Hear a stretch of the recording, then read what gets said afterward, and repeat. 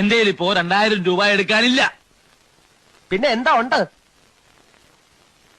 നുള്ളിപ്പെറുക്കി അവർ 500 രൂപ കാണും. എന്റെ പട്ടിക്ക് വേണം. മര്യാദക്ക് 2000 രൂപ എന്റെ കയ്യിൽ എണ്ണി തന്നില്ലെങ്കിൽ അതിന്റെ പ്രത്യാഘാതകം.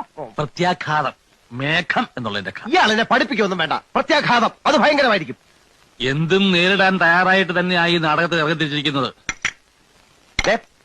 ഒരുമാതിരി പല തന്തയ്ക്ക് പറഞ്ഞ പരിപാടി എന്റെ അടുത്ത് കാണിക്കരുത്. തൽക്കാലം പല തന്തയുണ്ടെന്ന് വിചാരിച്ചേക്കാം. ഞാൻ പോവാന്ന്. അതെ, കുറച്ച് പതുക്കെ പറഞ്ഞാലും കേൾക്കാം. പിന്നെന്താ ഞെട്ടാത്തത്? സാധാരണ ഇത്ര നിസ്സാര കാര്യങ്ങൾക്ക് ഞാൻ ഞെട്ടാറില്ല. ഓഹോ, പിന്നെ ഞാനങ്ങനെ വെറുതെ പോകുന്നൊന്നും വിചാരിക്കണ്ട. ഈ വിവരം മുഴുവൻ ആ മൂപ്പിലാനെ കണ്ട് ധരിപ്പിച്ചിട്ടാ ഞാൻ പോവും. ഒരു ചാൻസ് കൂടെ തരാം. 250 എങ്കിൽ 250 ഉറപ്പിക്കുന്നോ? രണ്ടുപേരോടും കൂടെ ചോദിക്കുന്നത്. എടോ, തനിക്ക് നാണമില്ലേണോ? ഇല്ല. ആ